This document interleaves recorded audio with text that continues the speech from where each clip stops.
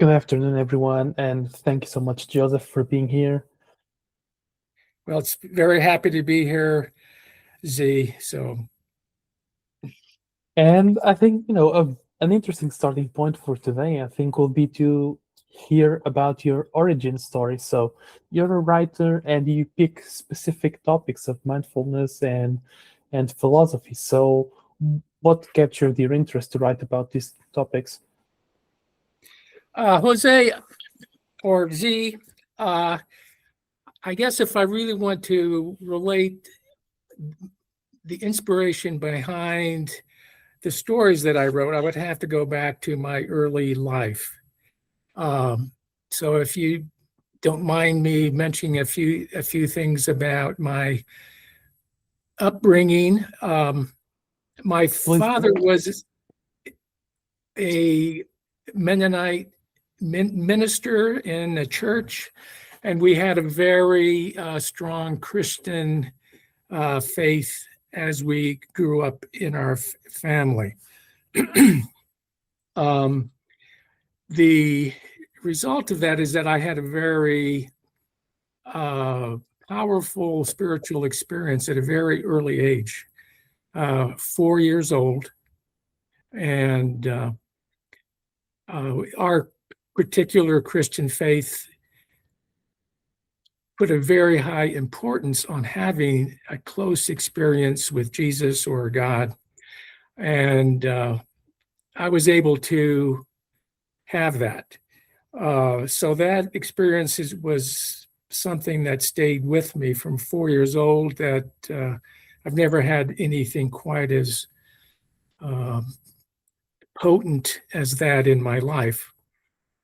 It was a total sense of belonging, of being loved, of being one with everything.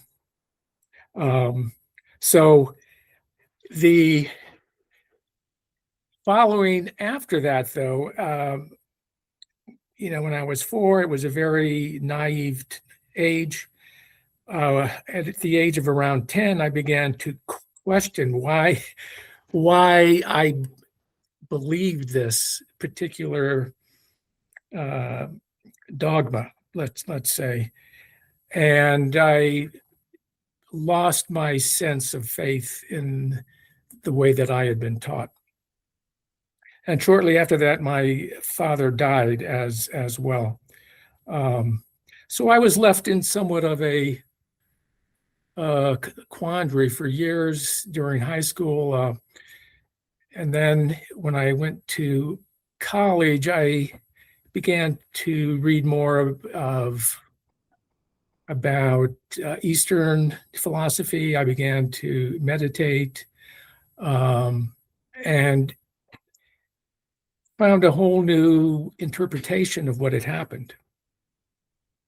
And I remember at one point I was walking through the coffee shop at my college in Los Angeles. That's where I went to school, and I just happened to overhear someone say, "Well, the kingdom of heaven is within you," and that kind of reoriented my whole approach of understanding, and that the process of spiritual life or growth in your personal life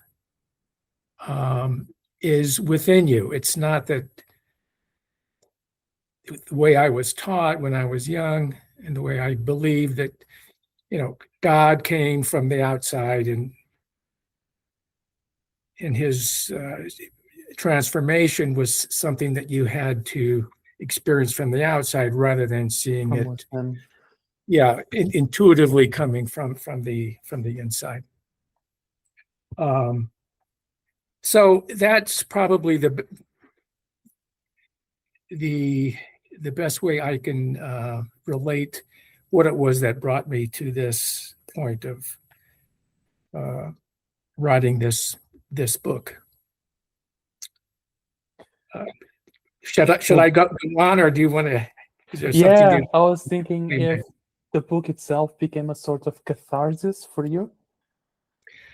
It was an interesting experience. First of all, I had never written, and I wasn't trained to be a writer.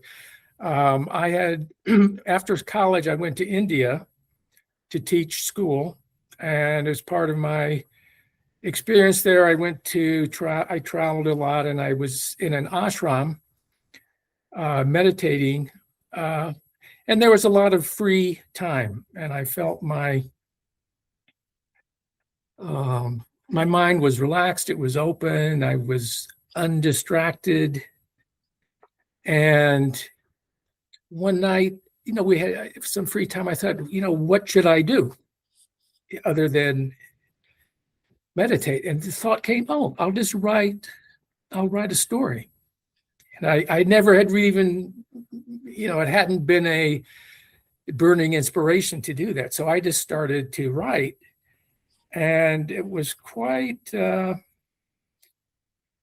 amazing. As I wrote, the story just revealed itself. It wasn't like I was thinking of the story and making and creating it so much as I wrote. My pen just kind of moved as the story came through me. And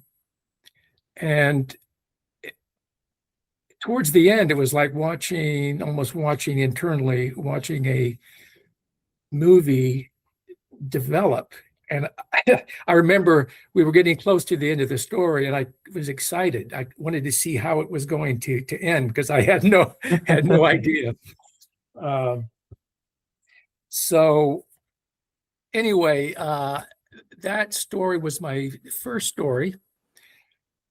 And I was kind of, again, excited about it, amazed by it. But I didn't write anymore because that time was kind of coming to an end. And then I went back to my life, came back to America, moved to San Francisco, got a master's in counseling, and worked with as a psychotherapist. Moved to New York, worked on, got another master's in organizational psychology, and worked on Wall Street. And that was my main career. I met my wife, met my friends there, had a couple of wonderful boys. And and then when I left that job, I started with some friends. We started a meditation center called the New York Insight. And I was director of that for about 12 years. So finally, it was about 50 years had passed since that first story. And I was now retired. Not totally retired, but I had left that role. That phase of life. I'm sorry? That phase of life, if you will. Yes. Yeah, I had kind of moved from that. And I began to feel the same sense, okay, I don't have a lot of distractions. My mind is more open. And as you say, the distractions weren't there. So I thought, you know what, I'm going to write another story. So I began to write, and very much the same thing happened. Not quite as powerful, but the stories naturally revealed themselves to me. And over about 9 months of time, I wrote 20 more stories. So the process again of writing was not, it's not like I was a trained writer or that I had to work. There was work involved, but the initial story came to me, and then I would go back and kind of make sure that the grammar and everything worked out well. And then when I went to have published, the editor read it and said, "Oh, this is great. Who did your editing?" And I said, "Yeah, with me." So it did have I guess the quality was there. People that have read it said, "Oh yeah, they enjoy the stories and everything." So the and what what went into my writing was, again, primarily to be open, to relax, to let things come to me. And at the same time, it was not my idea to make a philosophical story or a spiritual story, but to make stories that were enjoyable to read. There was a certain element of fun, that there was, interesting and intriguing twists, outcomes. The outcome was usually had some impact and interest. So I didn't want to just write something that was philosophical. I wanted to have a real story that people could read it if they were interested in meditation or not. They would just enjoy the story. So that's what I did. And I would also mention the stories themselves are kind of based or rooted in real life. They're not like fantasy. I mean, there are elements of fantasy there, but it's not like it's not science fiction in that way. It's more like when I had the book reviewed, what the reviewer says, it had reminded him of a show, which I'm not sure if you have that in Portugal, but it was called The Twilight Zone. Have you heard of that? No, okay. Not really. Well, anyway, people in America will know it, but these are stories with somewhat intriguing twists that are a little out of the ordinary, unusual things that happen. So anyway, that's the way the story came about. And the stories were also often had surprising things that happened, things that would happen to a character, moments in time that sort of changed things in their lives, a real impact change. So that's kind of the background there. It's quite an adventure you've lived, Joseph. And I think that it's quite interesting hearing you now describe your stories, because what I was doing earlier today was precisely read some of your stories. So, for example, because previously you've shared them with me, and I was reading precisely The Torchbearer. Yeah. And I was reading through it, and I was like, okay, so from the background of the author, I know there will be some sort of philosophy and mindfulness and, a sort of secondary story behind what's written in point text. Yeah. And when I get to the end, sorry, not to spoil too much, but when I get to the end and I understand, oh, the torch is not a torch. The torch is, that sense of that thing that propels you forward, your meaning in life. And it's just ending off to someone else. And of course it goes wrong. Yeah. Well, you're exactly right there. I find that when I was writing the story, I didn't have those things in mind. But then afterwards, when you go back and read them, then I discovered, oh yeah, I see what's going on here. I see there's this interpretation. And the torchbearer, there's a number of things that, one, there's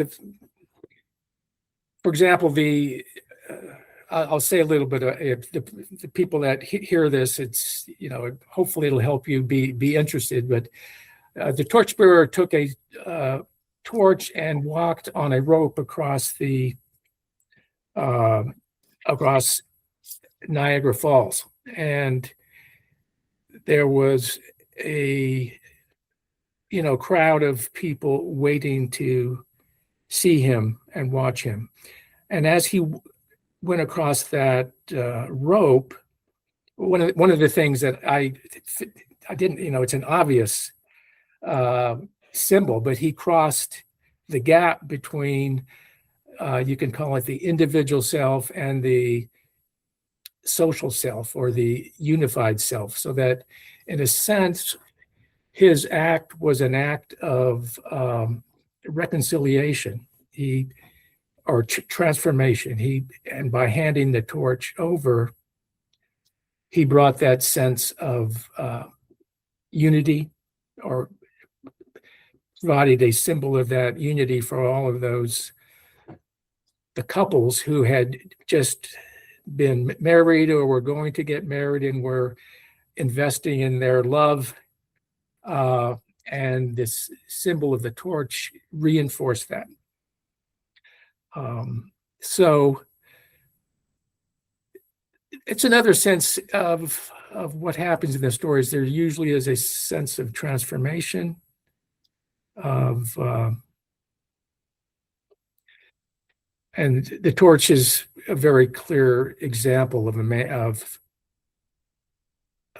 the torchbearer, and he meets his lover, let's say, on the other side, who is somewhat of an unexpected figure.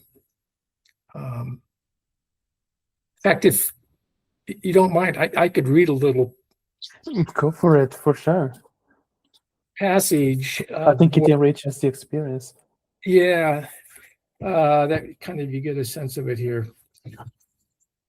So there's some of the story to lead up to this, but the real action starts at exactly midnight. The torchbearer lit his torch on the far side of Niagara's chasm. He was confident, and he walked out on the rope immediately. He wore the same cloth slippers he had worn years before as leader of the world-famous Skywalker's aerial act. Over the years, he had perfected his technique, carefully sliding his feet forward, always keeping in contact with the rope's surface. Carrying a torch made it easier to keep his balance. The moon was bright, and there was no wind. Oh, I would add, he was doing this at midnight, so. It was not a difficult walk, and he moved quickly, just as he had done with the Skywalkers. The audience of lovers was only interested in seeing the torch bridge the great chasm and reinforce their sense of unity. The torchbearer knew his job and meant to do it quickly. Now, I'll add a point here. At the beginning of the story, I mentioned that there was a knot in this rope. So that's important to know. The knot was at the end of the rope, close to the chasm wall by the parking lot. That's where the group was watching from. The torchbearer had not taken a practice walk. He seldom needed to. Several trolley rides had been enough to familiarize him with the task at hand. So when his foot slid against the knot, it was a surprise. That's when he did something remarkable, something he could not have foreseen. The crowd of lovers, watching intently, had seen the torchbearer cover all but the last few feet of the chasm.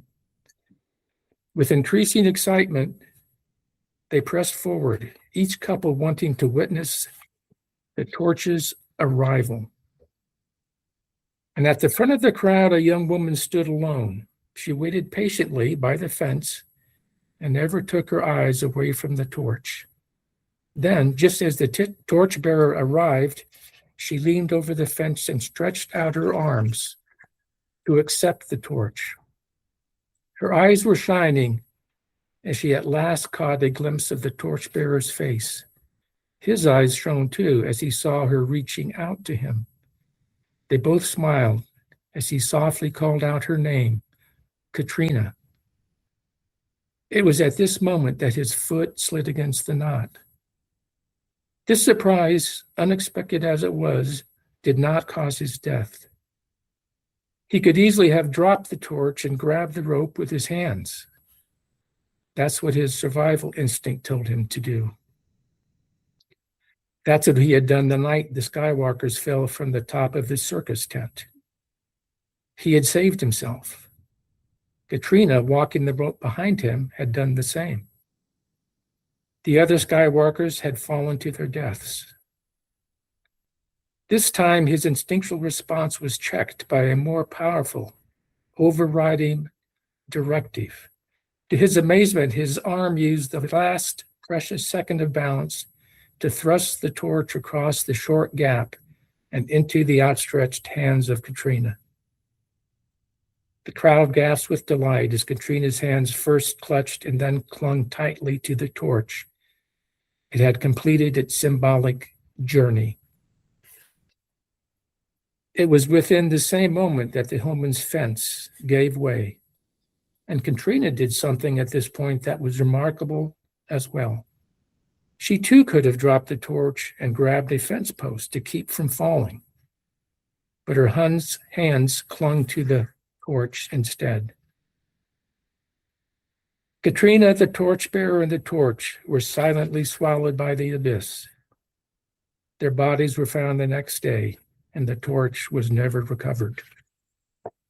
So that's, in a nutshell, I think offers a lot of opportunities to think about what was happening there. I quite like, so first reading it and now hearing from the author itself. So basically we got an audiobook from you in this podcast, and I quite like your writing because you can literally read it 10 times and get 10 different takes on it. Yes, yeah. And it does, I mean, I think there's a little, there's some suspense there as well, and it keeps you wondering what's going to happen.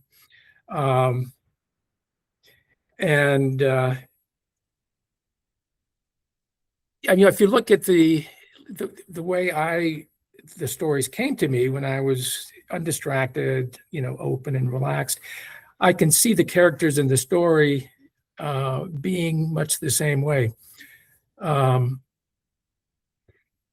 The torchbearer he was very focused on his job, but he was also relaxed in that he knew he'd done this many, many times. And his love for Katrina was so strong that when it came to hitting the knot, his instinctual response of love was stronger than surviving. And I think that there's a message there that if you really, pay attention and listen to what your heart is saying, you can oftentimes find paths and ways of living that would not be available otherwise. Now, in this case, there's also this symbolic thing. They kept their love, lost their lives, but all of that love actually was then transferred to the group of people that was there that came to witness this. They all saw the torch of love pass over the gap and unify them. So there was, in a sense, a sacrifice of their love, but it had a much larger impact. So I think that's important too, that when we do live according to our best inner instincts, we do help reconcile things beyond ourselves within the world itself. Yeah. I think it links quite well with quite a few topics as well. So that first one you mentioned of moving from the, just the self, the ego, to a more social self. So namely the social in the context of building a family, building that relationship with a loved one, and also outside of that, how that relationship affects the immediate society around them. In this case, the Yes. people seeing them, because Yes. it's very much that obvious thing that if you see a relationship of people that hate each other, you Yep. don't want the relationship. Mhm. Like, you don't want that. If you see a loving relationship, you almost believe in love again and want to find the one for you as well. Right. Right. Right. No, it's exactly right. And that theme it's not as explicit in the other stories, but there is a theme of how you're, um, in a way, to me, this does connect with a larger philosophy of, as human beings, we're in this world and we are conscious entities. We are, in effect, the one thing that recognizes what's happening, within nature, within the world, um, and I think we oftentimes see consciousness as because it's always there. We've always been conscious. We can't remember of when we were not.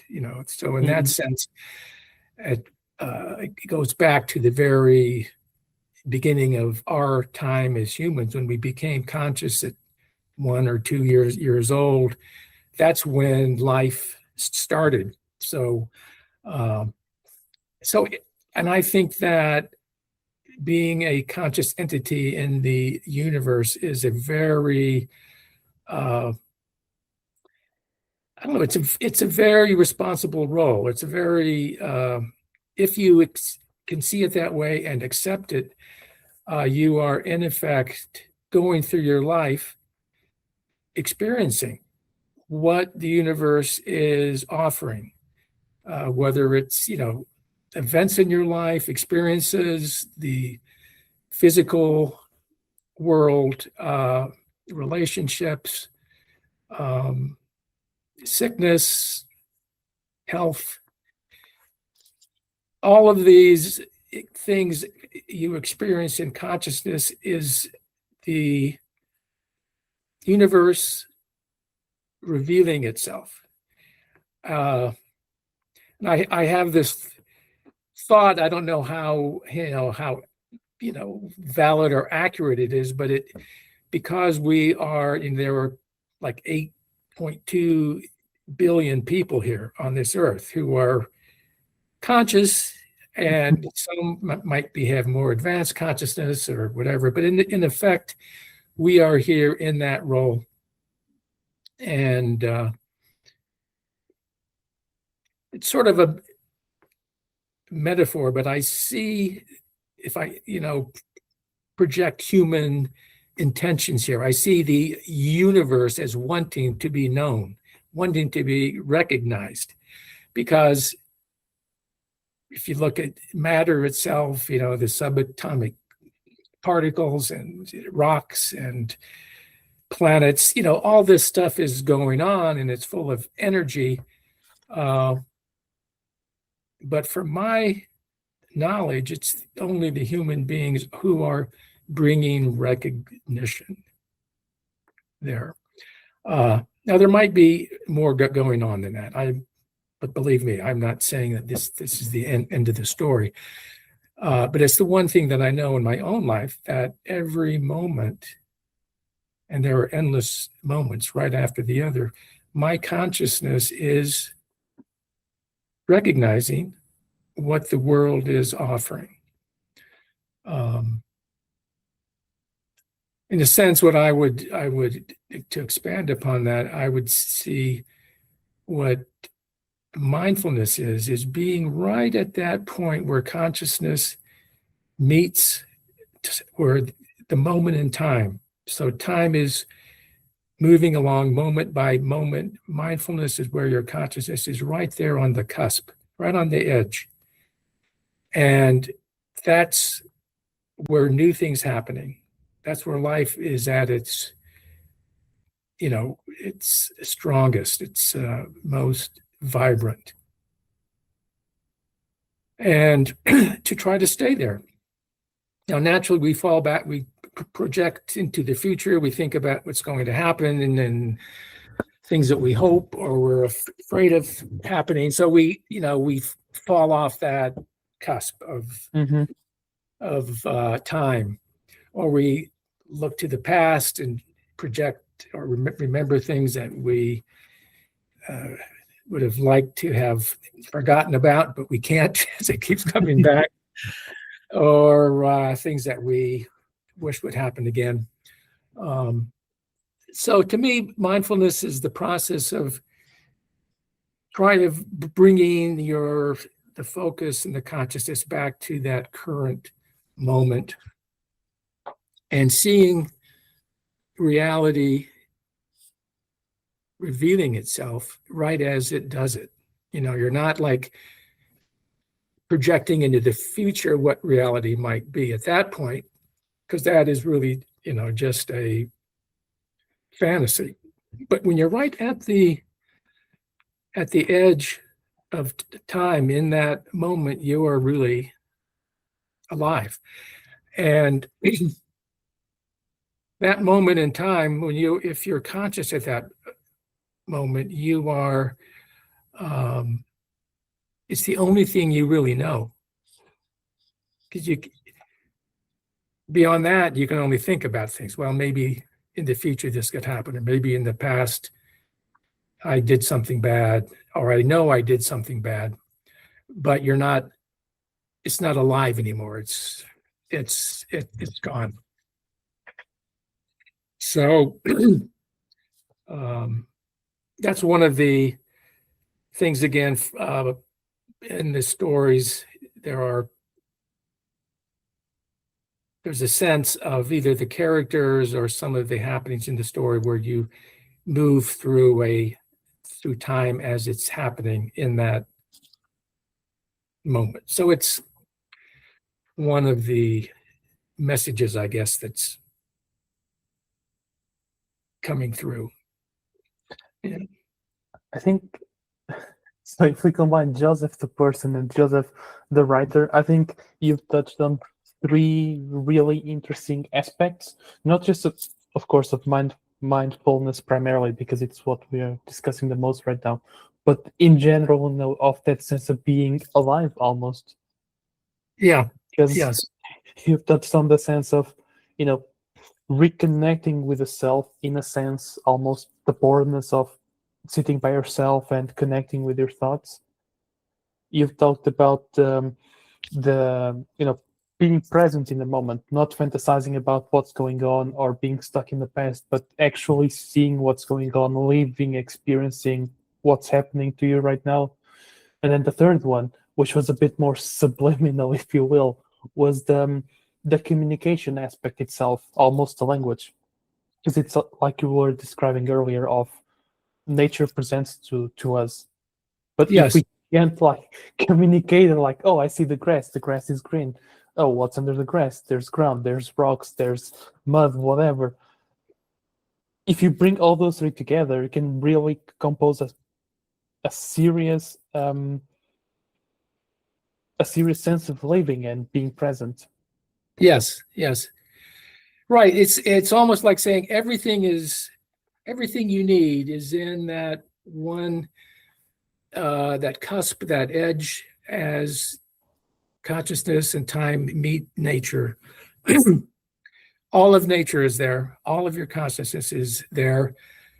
That moment will never stop. That moment continues, and it's a very, and that's why I like to say this is, excuse me. One of the things I like to say is magic is happening right where you stand. I'm sorry. your ordinary life, your natural day-to-day life, as you get up in the morning, make your breakfast, or go to work, or meet your friends. That magic is right where you stand as you go through those, as you engage. And oftentimes it's, you can't keep that in mind. I can't keep that in mind. I think of the future. I get lost in the past. So this is the way the mind is also tends to become distracted. So I don't want to put this out there that this is a something you need to accomplish this now, but you will find, excuse me, moments where this does happen, where you can be present. You can be right on that cusp of the moment as it meets consciousness, as it meets nature. And that's where, if you're there for a moment, you're going to see it. You're going to recognize it. You're going to know it. And you might fall back or fall off, but mindfulness is the process of coming back, remembering that moment is there. And when you're there, to this is a whole another philosophy, let's say. When you are in that mindfulness moment, it's not that you really have to do anything, because the main thing is to try to relax and not insert yourself and not to get in the way. But what I have found, and when reading other people that have deep spiritual lives and everything, that moment itself has a quality of caring, of loving, of friendliness, of being able to, of curiosity about itself, so that if you are naturally open, you will feel those qualities. And that will help you move through difficult times, because the primary response that people tend to have if they're in a difficult time, they pull back, they retract, the body becomes tight. So it's hard to open, and it's hard to experience that moment of life. But if you can consciously feel those responses, because they're going to happen. So don't try to push them away, but just allow them to come and go. And that moment will always be there. It's not going to run away. So you can always come back and feel it for a moment or two or three or 10. And that's a process of it can take, you have a lifetime here. So that's the one way, if somebody would ask me, how would you recommend you live your life, that would be it. Yeah. It's quite interesting because, and correct me if I'm wrong here, but what I'm seeing it as is to let go. Because sometimes we get so stuck in controlling everything, and I'm going to this event, it needs to be perfect. I need to have the right conversations with my friends. I need to look good. I need to have a good time. And then all that anxiety, all that trying to control everything, then when you get to the party, you miss it. Mm-hmm. Is it so stuck? Is it going well? Are the right things being said? Yeah. And it's almost like you're saying, and again, correct me if I'm wrong, it's almost like you're saying, just let go. Enjoy the moment. Go to the party, or go to the park, or go to the gym, whatever. Just enjoy what you're doing, and do it to the fullest that you can. Yes. Yeah, I mean, and this is no this is not a secret. I mean, mindfulness and this enjoying the moment, these are things that people have known for years and years. I guess what I have found is that it sounds easy, and in many ways it's not hard to do. It's a natural thing, but it's very there are so many distractions around, let's say, other things that come to, grab your attention, and those things sometimes, they're important. You're not going to, push all that stuff away.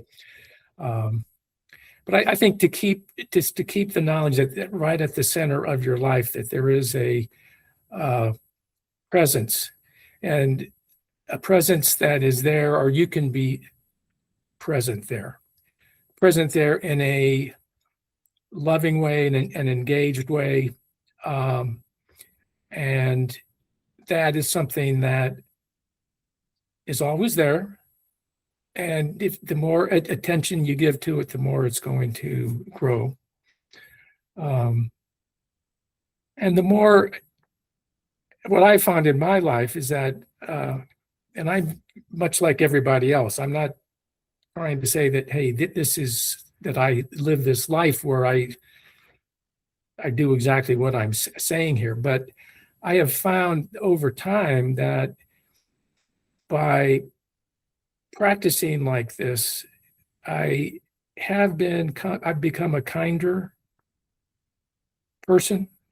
I can't recall ever being a mean person, but I know I was not as kind or helpful or caring, and that came more naturally just by seeing that as part of sort of the core, or the center of what life is all about.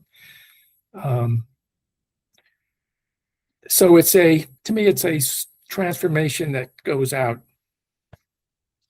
takes time, or in some cases can be immediate. Like as I mentioned in my introduction, when I was 4 years old, I had a very powerful transformation, this spiritual transformation that was immediate. I was totally transported into this unified state. It didn't last forever, but it was extremely potent. And again, if I look back on my life, that was the most impactful moment that I ever had. So you touched on kindness just a moment ago. I'm curious to understand if this sense of you feeling more kind or kinder, did you, for example, start doing things more in service of others? So, for example, giving back to the community, if you will, like, was there something specific that you tried to do with the aim of helping other people? Was that the kind of kindness that you saw in yourself growing stronger? Yeah, I would explain it this way. I am doing things like that in the community, but I noticed it more in little ways that just popped up intuitively. And I'll just naturally, simple things like going.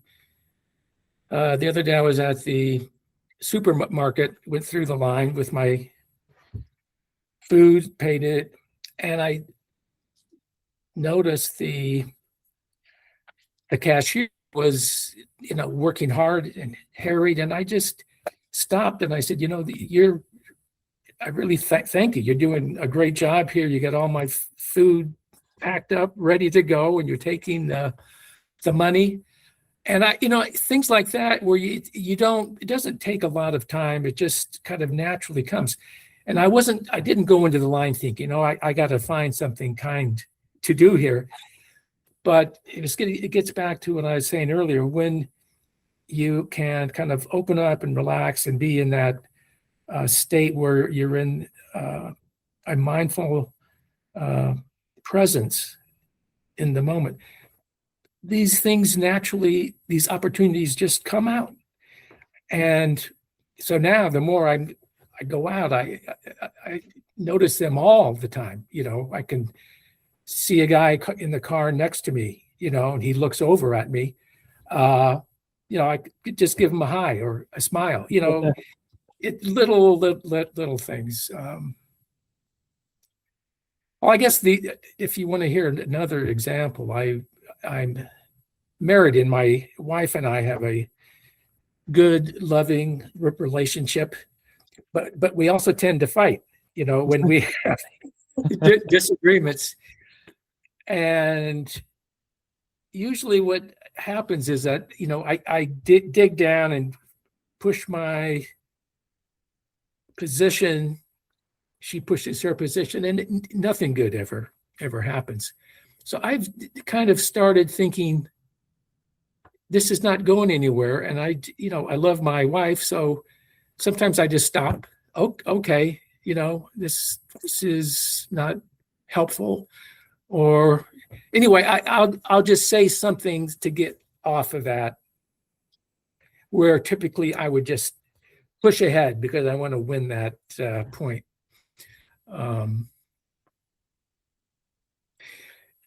This brings me up to something I do.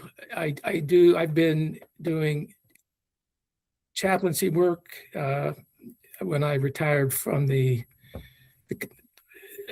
meditation center. I'm in a hospital that's right in town, so I did hospital chaplaincy there for about 5 years, and then I'm now volunteering there in a similar capacity. And what I found that, because when chaplaincy work, you would basically, you'd walk into a room to meet with a person you'd never met. You don't know what's on their mind. You don't know how religious they are. You don't know if they even want you there. You're kind of intruding. Mm-hmm. So you don't know what to expect at all. And the first thing I learned from when I went through my training, I went with a Zen center that trained people for hospital chaplaincy. And the Zen monk told me, he asked me, it was kind of funny. He says, why do you want to be a hospital chaplain?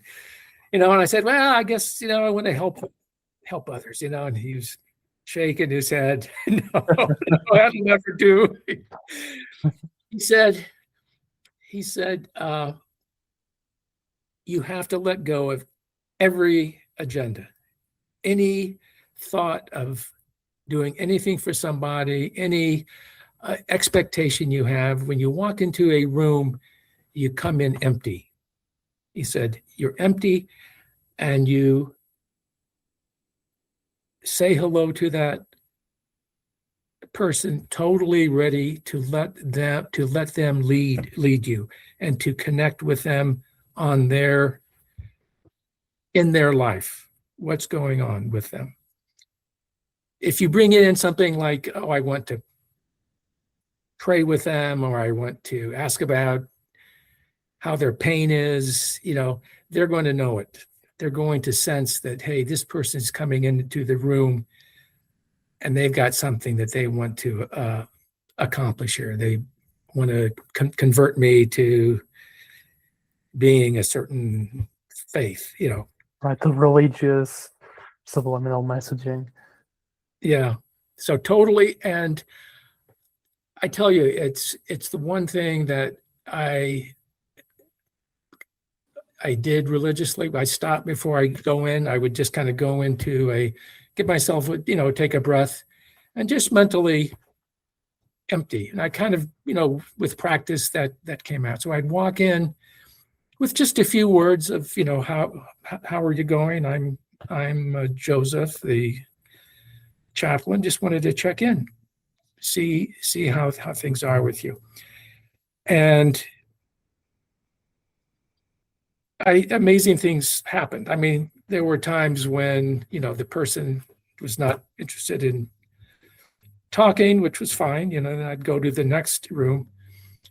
But if they sensed that I was really there, and what I used as a term was like I was an engaged, caring presence. So you were present, your attention was there, you cared about the person, you were letting them, you wanted to walk with them as they brought their concerns to you, and be there somewhat as a witness. Okay, I can see what's going on, but also an engaged witness, because you're actually joining them.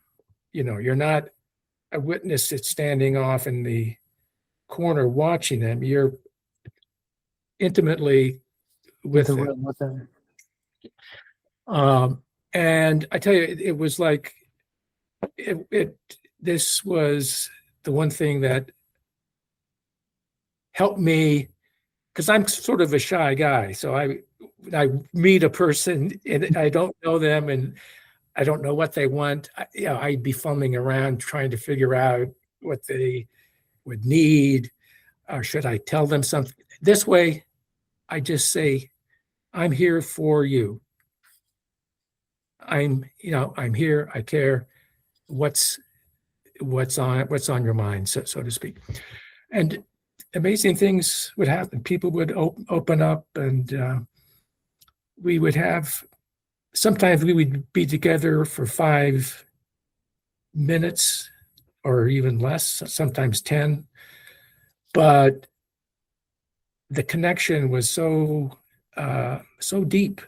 Not every time, but I'm just saying sometimes it was amazingly deep, that they just with a few words, and then when they would begin to open up a bit, I would be there, whatever natural response. So I just felt that was one of the most meaningful jobs I ever had. It remains to be. I'm not doing specifically going room to room anymore, but So you're still doing it like on a regular basis? what I'm doing now. I'm counseling with people who have lost loved ones, like bereavement counseling. So if a man has lost his wife, or daughter lost their parent, and they are having difficulty with that loss, I would be, and they know that this is available at the hospital. Then they would ask, "Can I speak with someone?" And then I would be the one to meet with them. And sometimes we meet a couple of times. Sometimes it goes on for 5 or 6 months. Depending on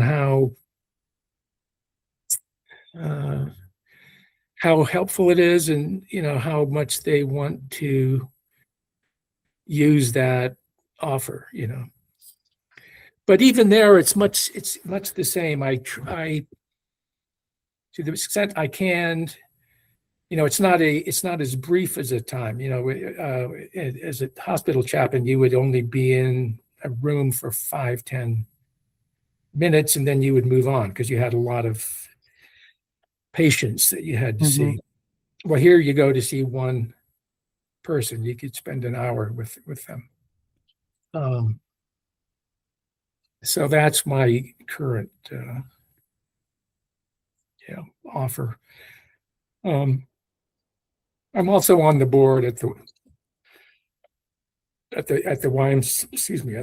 YMCA, and so I do service with them, and I'm on the board at New York inside the meditation center.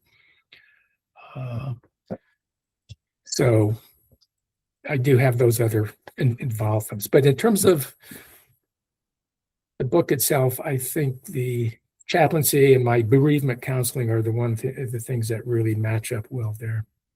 Yeah. And it's so fascinating because it's truly the ultimate application of your mindfulness, because it's really bringing full circle. Even the example you were giving with your wife, that you almost have this sort of third person view of yourself because you're in the argument, you're pushing your position, Yeah. and you step back and say, wait a minute, this is not taking us anywhere productive. It's Yeah. making us miserable. Yeah. And that sort of metacognition that you have of yourself, and combined with your previous, what we discussed previously, your mindfulness of being able to be present in a moment, it's really fantastic to then take those personality traits, if you will, and go help other people that really need the help. That's like they are at the peak moment of their lives that they need help, counseling in this Yeah. case. It's really fascinating, Joseph. Yeah. Yeah. Yeah, I have found it's amazing. I mean, I in my mind now, I'm almost like, okay, I've got to keep open to these little daily opportunities. The other day, it was another time in the supermarket. There was a line there, people waiting to go in the line, and I was on the side, and there was a woman there who appeared not to be standing in line. She was a little off to the side reading, but she had food. So I kind of took her spot, thinking, oh, I guess she's not ready to go in. Mm-hmm. And then as I went through the line, I started to think, you know what? I think I just took her spot. And, she was not complaining or anything. And I thought, that. So I paid for my food, went through the line, and then she came through the line, and I said, I've got to say something to her just because this is on my mind. So I went to her and I said, I wasn't sure if I took your spot, but if I did, I really apologize. That was the last thing I meant to do. And I, want to say that I, appreciate your standing there and letting me do that. And she was like, oh, it was like, I can say a little thing like that made her day. And because she did feel like I had somehow come in, but I think she also knew she wasn't quite, solidly there in her spot. But these are the, say, micro supportive things that happen every day to everybody. And if one of those things can stay with you, and because I know if you think of yourself, and when you've had people say either good things or negative things to you, sometimes you can slough them off, but I think they still have an impact. For sure. Buried in the body someplace, and or can put you in a bad mood.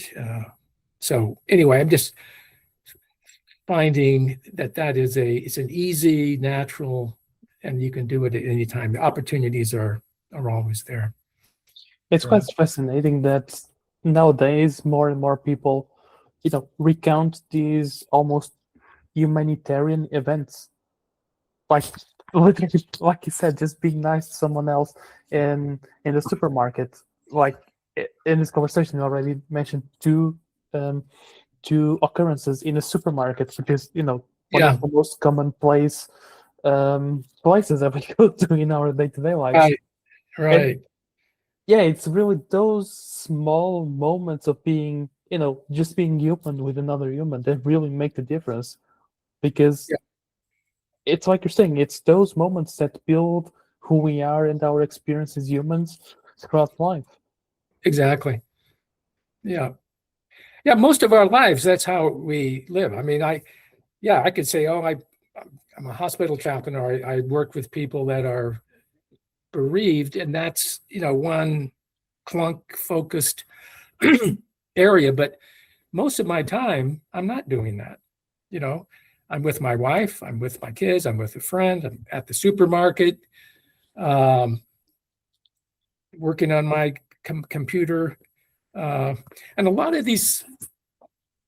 time I spend by myself. So what I tend to remember is that, I'm a person too. How can I, care for myself, be friendly to myself, and,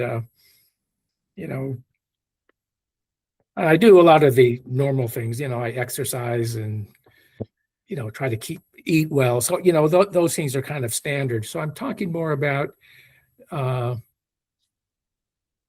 psychological, The mental emotional stuff. things that you can do, where you catch yourself thinking, oh, I really screwed that up.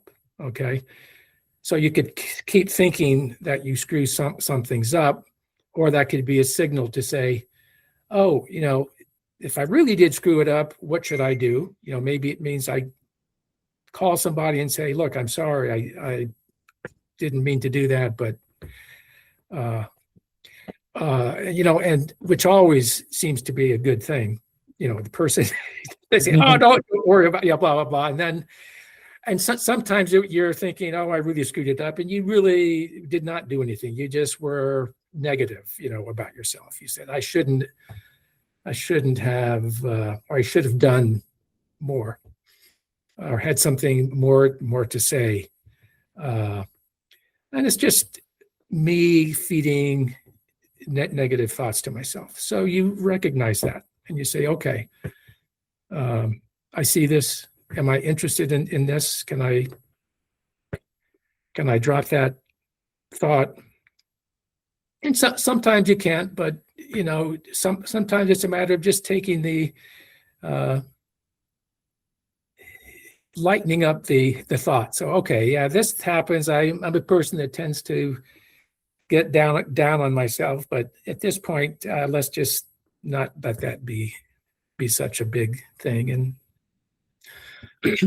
so I'm thinking, and then getting back to my stories, all of these, these things we've been talking about, where the characters might have self-transformation or be in a situation where they can be more unified, or help cross a gap and bring the individual and the unified life into more harmony.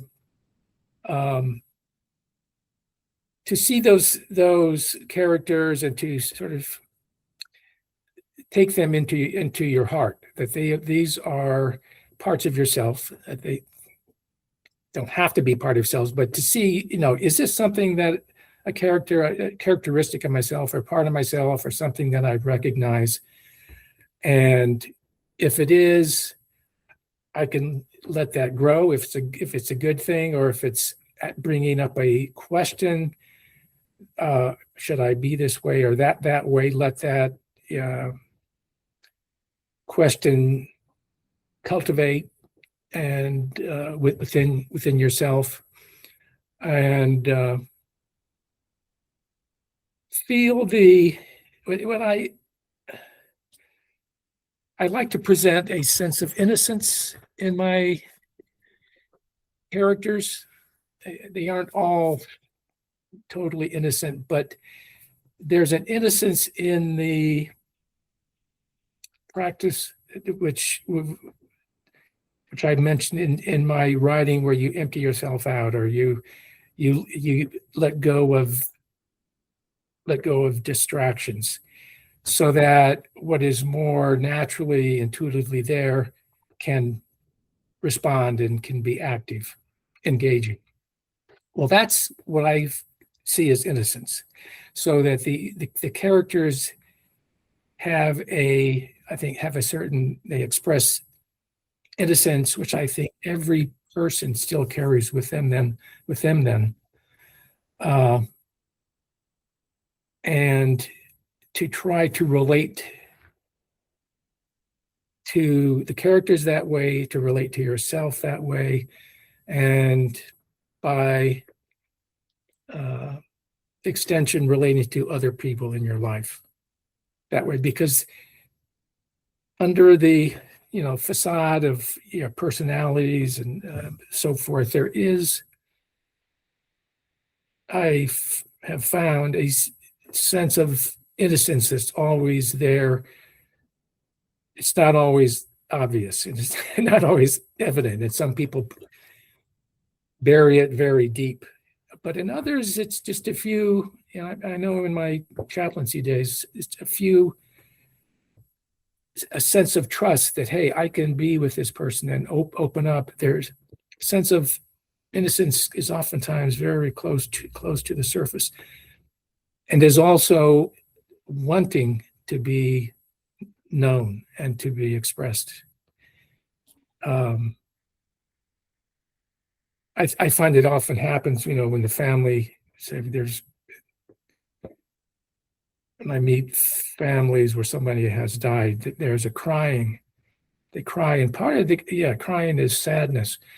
But the sadness and is also, I have kind of removed my coverings to a center of innocence. This is my true feeling. This is my true self. I am feeling this loss. I'm not trying to hide it. I'm not trying to show that I'm a strong person. I'm not trying to intellectualize it. I am just allowing my innocent loss to be there. Feeling the emotion deeply. Yeah. And most, even sometimes unpleasant emotions like anger have a core in a sense, but I think that there's more work that needs to be done with that. But so but in general, yes, the innocence is witnessing, is being there, and the only, I would say, effort is which comes naturally, is to engage. And the engagement comes because within that, if you're living right in that cusp of time, in the moment, there are things like qualities of care and love that are naturally available. And you just have to, and that's part of becoming distracted and empty. So you don't have things in the way that keep, that care and that love and that innocence out. Just allow it to be there, and you become an agent of transformation in this world. Yeah. I think that's a great takeaway, that allowing that innocence to be brought forward more strongly helps you become an agent of transformation in the world. And Joseph, as we are close to wrapping up here, I think it will be quite interesting to, from this book is a collection of short stories. And so which one of them was your favorite? I have to say the first one, The Torchbearer, that came to me 50 years ago. It has some suspense, it has intrigue, it has symbolism, and it's got a dark side to it. It's not like saying everything is sugar coated, just A lot of nuance. Just be happy. And I'm still, when I read it every time, I think, oh my gosh, there's more going on here. But I would say that one, and the people that I know that I give the book to, they say, oh, which is your favorite story or whatever, and I could say the same thing, but I also say, look, the stories are all very different. Each story, I'd say, at least in my mind, if you find a story you don't really relate to, go to the next one or the next one, and you'll find something there. if you're a person that is more cosmically oriented and wants to have, see a fully realized unified state in the universe, then light and shadow. Let me make sure got that name right. Light and shadow. It's. Do we have any time left? We're closing up, but by all means, whatever you need. I'll just. Mind if I just read a page? Because if somebody is into light and a totally unified state, this is okay.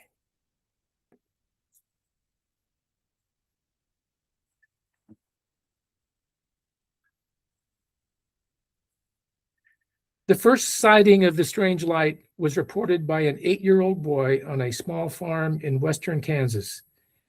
Henry woke up one night to see his room brightly lit. At first, he thought it was sunrise and that he had just overslept. But when he looked at his bedside clock, he saw that it was just past midnight. He slowly got up and walked to the window, curious about the strange light. Outside, he could see the barn, the tractor, the chicken coop, fruit trees, vegetable garden, as clear as day. The surrounding fields of wheat, alfalfa, and soybeans were all clearly visible, as well as their horse, several cows, all standing sleepily in the pasture. Everything appeared to be normal, except that it was daylight in the middle of night. The bright landscape was strange enough, but as Henry continued to look out the window, he realized that something was very different about the light itself. There were no shadows anywhere. The light did not come from any specific source, like the sun or the moon or an electric floodlight, so no shadows were cast. Rather, the pond, the fields, the farm animals, barn, and all the objects of the landscape glowed as if the light was generated internally. As he looked closely at the landscape surrounding him, he also felt a new dimension of sight opening up in him. He couldn't tell whether this ability came from within him or if it radiated from the depths of the objects that he observed. But he could now see directly into each specific kernel of grain and observe the cellular structure. Looking at the horse in the pasture, he could see into its organs, its circulatory system, its nervous system. Wherever Henry directed his attention, he could see into the inner workings of nature. Next, Henry looked at the light inside his bedroom. The light came from within the walls, the furniture, the clothing, the books, and other objects around the room. Glancing into the mirror by the desk, he was surprised to see that his head and body was also imbued with light. His arms, legs, trunk, and face all glowed with a mysterious luminescence. Here, too, he could see into the depths of his body. But most startling was the ability of now he had to observe his own mind. Unexpressed thoughts, hidden emotions, cravings for love and attention, all were clearly revealed. There were no secrets. And then the story goes on. But it's just a way of introducing the idea, of a unified world, complete enlightenment for everyone, and that's how I introduce that. Story goes on, and things happen, of course. It's another fantastic story, and I think it's another one that even as I was listening to it, because I had not read this particular one, I was getting multiple types of understandings of the story. So I think it's another one that you can read and reread and find different meanings. Many times, yeah. So, okay. Joseph, where can people find more about your work and connect with you? The book is for sale on Amazon, and there's a bio there on Amazon. My book has a bio in it. Other than that, I'm leave a fairly normal private family life. My wife, my friends here. I live about 15 miles outside of New York. One thing I meant to mention earlier in terms of my early life, I have lived in a number of places. I grew up in the Midwest, which is why some of my stories are located there: Kansas, Oklahoma. I was born in Kansas City. Moved to California for high school and college, and then taught school in India. Came back to San Francisco, and then for the last 43 years, I came to New York in the late 70s, and now live just outside of New York. So I don't have like a website or anything like that. I just have this book that is on Amazon. I've found people that I offered to. I did do a book signing at the bookstore in town a while back, and a lot of people bought the book then and came back and liked it. People at the New York Insight Meditation Center, some of them have read it. So I would just say go to Amazon, look up The Torchbearer, Joseph Schmidt, and hopefully you'll find it enlightening and helpful, enjoyable. And tell your friends about it too. Will do. And thank you very much for coming here today and sharing all these brilliant ideas with us. I think you're right on the money about the fulfillment and embracing the present as it comes. Thank you too. I enjoyed having our talk, and best of luck as you have podcasts coming in the near future. Thank Okay. you. Bye now. Bye.